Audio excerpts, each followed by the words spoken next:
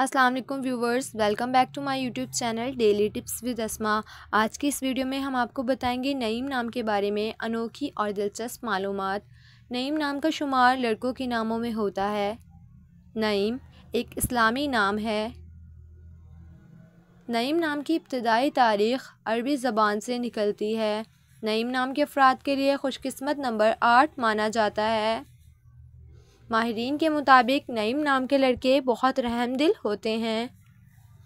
नईम नाम का मतलब है बहशत, माल।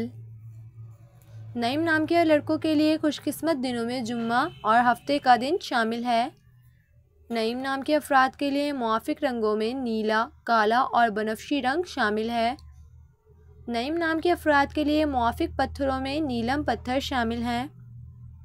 खुशकिस्मती वाली धातों में हिंसों के हिसाब से लोहा शामिल है। सो फ्रेंड्स, अगर आप अपने नाम का मतलब जानना चाहते हैं तो कमेंट बॉक्स में अपना नाम लिखें। इंशाअल्लाह हम आपके नाम की वीडियो ज़रूर बनाएंगे। Thanks for watching. अल्लाह हाफिज़।